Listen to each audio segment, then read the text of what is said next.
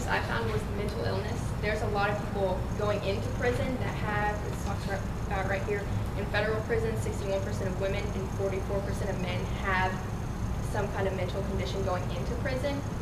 And I found a lot of research about how it often worsens or can even develop while you're in prison. And they don't have, there's not very much, like she was talking about, healthcare just in the realm of mental health. And that also goes back to how we should probably reform solitary confinement, which relates directly to mental health. So would it be fair to say, with all the things that Mr. Small just mentioned and the ones that you guys have listed, healthcare, dental care, overcrowding, drug abuse, mental illness, prisons are uncomfortable places to be? There is a lot of abuse in prison as well that can go unchecked. I think that, I don't know if I mentioned that or not, but it's more likely to happen in private prisons because they aren't forced to like report the things that go on. So like if the government asks, oh, it's going on, they aren't forced to report everything. So there's a lot of abuse in prison. I think that's a big one too. So fair to say that prisons are uncomfortable places to be? Yes. Right. Should prisons be uncomfortable places to be?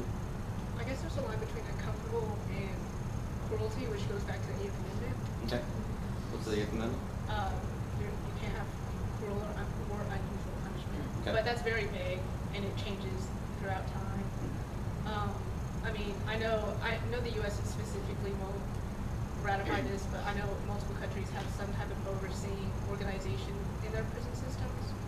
I think like the UN has one that multiple countries use, but I know specifically like the U.S. wouldn't do that. It's just This not. is a body that has specific oversight for the prison system? Yes. Okay, I talk know to me a the little bit U.S. about how that works.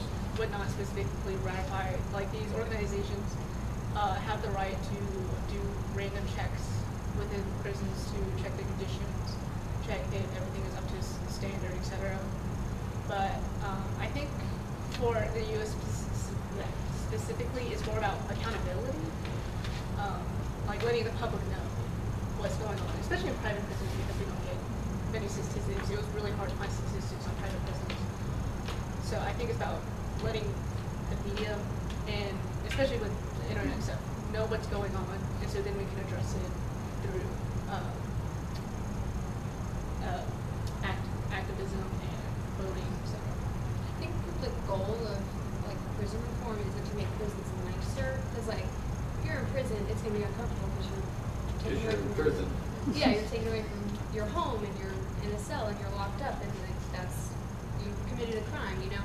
Kind of the point, isn't it? Yeah, it's not supposed to be nice, but it is supposed to be helpful to that person so that they're ready to re-enter society. Is it? Well, yeah, I think it should be.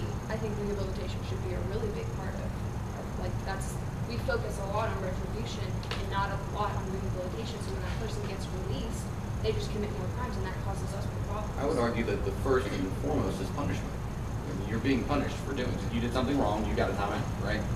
I mean, I do that with my 6-year-old. So I don't know that rehabilitation is your first and primary goal. I would say it's actually punishment. Now, however, you could make the argument, while they're in there, we might as well do something to help better their situation getting out, absolutely. But I would maybe argue with you a little bit and say that punishment is the first and foremost goal of prison. I think that, I'm not saying it's not the first and foremost one, but I feel like that we have focused very little on rehabilitation. And we should just focus more on it, and that would, like she said, it's a deterrent. It would deter people from wanting to go back to prison because they'll then re-enter society and, you know, have goals and families and careers and things like that. I think because we haven't been focusing on the rehab is why, like Lisa was talking about, there's such a big rate of people that leave and then get re-arrested. Because we haven't been focusing. We've been focusing on the punishment, but haven't done really anything to make sure they're ready to go back out in society. And whenever they get there, then they just go right back. Do you have any information or statistics on prison or prison systems that do emphasize rehabilitation? And does that have a positive impact on the recidivism and the rates of criminal crime? So in other words, if we're going to push for rehabilitation, does it actually accomplish anything? I know I read some, I don't know if I have any exact statistics or if I can find them, but I did read a study about private versus public prisons, and I did read a lot about how a lot of times the private prisons have more rehabilitation programs and how overall they did have better rates of people not coming back. I'll try to find that for you. I think I read a lot of statistics that were just saying you have this percent chance if you participate in this. So like if you participate in school during prison, you have a 43% chance lower of returning. If there's something called the Federal Prison Industries, which comes in to teach people marketable like job skills and things like that, and those people are 24% less likely to return to prison. And then there's the Second Chance Pell Pilot Program, which gives people Pell Grants when they come out of prison so that they can go to school, and those people are less likely to return. So I think it's shown in like the programs that we do have, they're less likely to return, so it's just like increasing and putting more money into those programs so that everyone has access to it. I did find one that said it was like Dallas County, one of their prisons. Participants in a program were 11% less likely to be arrested than a comparative 21% of the people that didn't participate in the program. So I think it has been proven that it doesn't. How costly are those types of programs? And without sounding too harsh, like, is the rate of return on that beneficial? As if we're putting lots of money into rehabilitation with only 11%, that doesn't sound like we're getting a lot out of it. I found that every dollar spent on prison education, for example, we actually save $4 to $5 on rather than if they were reincarcerated. And so it's actually in the long run more beneficial for us to invest in these programs. And also, like economically on the same point, getting people out of prison to keep them out of the system provides a positive externality. And so in the long, it's better for us as a whole, as a society, to try to rehabilitate these people so that they can effectively work in the workforce, obviously, in society. Does, two questions, sorry. I'm trying to take does everybody, can anybody that's in prison qualify for these types of rehabilitation? And then my more theoretical question for you is, should everybody be allowed to be rehabilitated? And where would you draw that line? The First Step Act had created kind of a point system. I didn't get really to the specifics because it was pretty complicated, but there are certain people that aren't eligible, such as violent crime offenders, sex offenders, and et cetera, I think, and certain drug offenses, but I'm not really sure. So I think those maybe, and also more capital crimes, you could say, that would be like eligible for a death penalty. Even though we're not gonna, I don't get into the death penalty. So I guess like more like offenses that had aggravated details to them. So I think it's more case by case basis too. And to add on to that, there's different securities on each prison. There's maximum security, medium security, and minimum security. And most of the maximum security prisons don't have offer the educational program.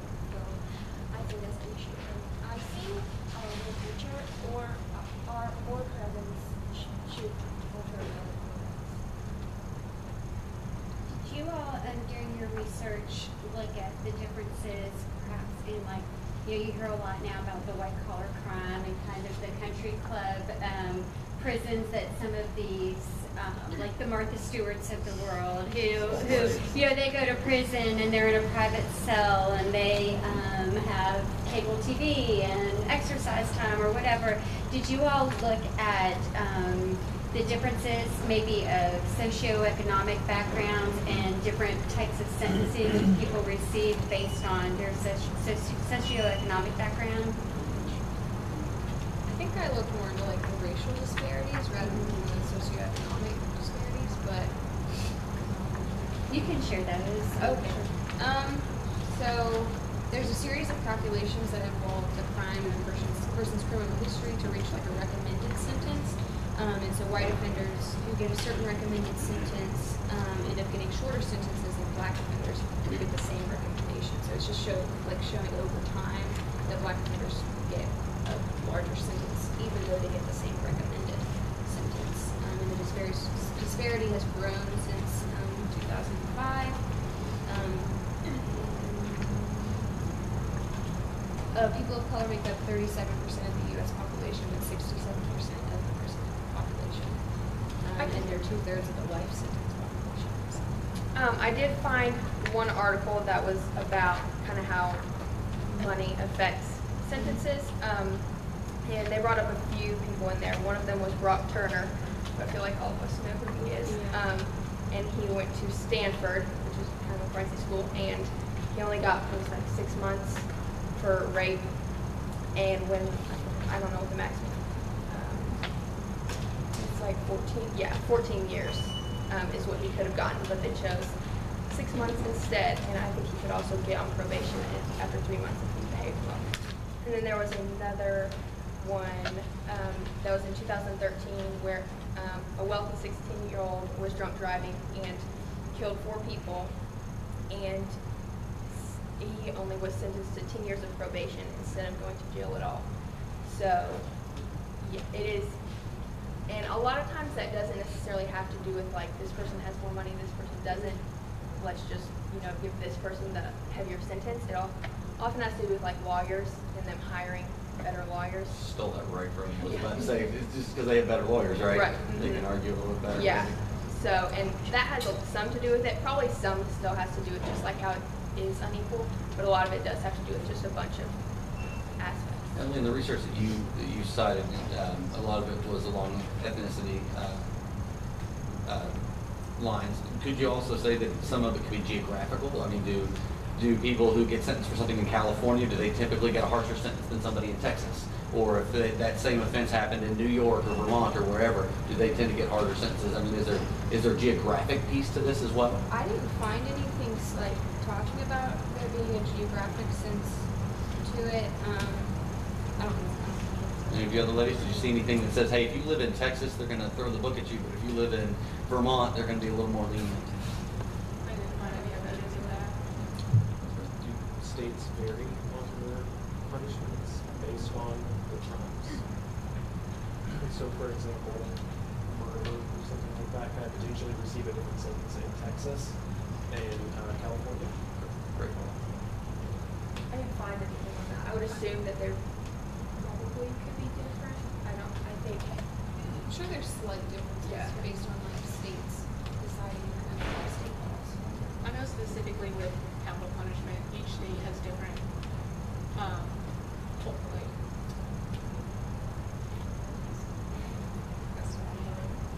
or just like categories of what qualifies as for this certain penalty. And so I assume that's the same with non-death penalty cases. But I didn't find any research on that. Would it be fair to say that rather than focusing on prison reform as this topic, could we more aptly focus on sentencing reform and say let's just keep people out of prison or have less people go to prison? Because then we don't have to worry about the big prison reform problem if we have less people in prison, right? Wouldn't that be easier? Yeah. I think at the same time they're pretty intertwined together. Yeah. Okay. That's what. Yeah, I was just thinking about that the other day. I feel like if we fixed one of the problems, then it could fix a lot of them, like the overcrowding. If we got prisons less crowded, that could help with violence because the prison guards would be more prepared to do their job because they're not having to deal with a bunch of people. It could help with the mental health because we could like have a few counselors and they could do a better job at like giving time to a certain person. Healthcare we could do because we don't have as many people. So I think, like Shelby said, they're very intertwined, and if we fixed one thing, it could often fix a lot. Okay, but let me ask you, Lisa, should we send less people to prison just because the prisons are really full? I don't think so. Like when people committed to crime, I think it's our responsibility to send them to prison to get the reform and the retribution. So their sentencing shouldn't be dependent on how full or empty our prisons are. It Yeah. should be, here's your sentence, that's what it is, right? Yes. A lot of our overcrowding, I was telling you this kind of has to do with the drugs that we talked about a while ago, but a lot of the overcrowding came from the war on drugs. I don't remember which president did that, but yeah. And so basically he was just like, we're going to crack down on drugs. And so that's when a lot of our prisons started getting overcrowded because if you're found with drugs, you're doing drugs. Like a lot of drug offenses started, you know, you go to jail because of that. And so that kind of, yeah, goes into that. But I feel like obviously not cracking down on drugs is not what we want to do. It's more of, we I changed. don't know, Madeline said not to crack down on drugs, she just doesn't know it. I think obviously we need to crack down on drugs. At the same time, Mhm. we didn't really change anything about our prison system, and so if you don't change one thing, that creates a problem. So we need to change both things. And so now it's more of getting the prison up to speed with our sentencing, especially concerning the war on drugs. And I think we could change our sentencing on drugs a little bit, like, maybe if it's just like a minor drug offense, do something like community service or something that doesn't necessarily involve sending them to prison, because then that would help a little bit with overcrowding, but still, help, like, punish them for what they did. Who hands down the sentence? Yeah. The judge, okay. Is it one judge or do we have a whole bunch of judges? We have a whole bunch of judges, right? Yeah. That's a stupid question, I get that. I'm good at those. So how do we get, if this judge could sentence you to something different than this judge could, how do we get this sentencing reform? How could we do that? If they have the ability to sentence to 5 years or 50 years, depending on your crime, I mean, if the crime is the same, but they have the arbitrary ability to sentence you differently, how do we get a handle on that and say, okay, now we need to be uniform? I guess, I mean, we would need more regulation on judges, which I guess can be kind of dangerous, but. And we Mrs. could- Crosby just said it.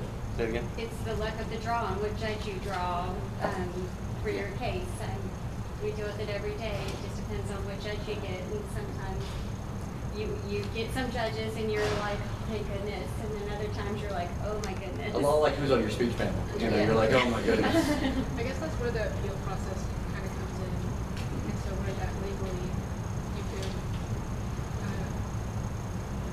take a stance against your sentence per se.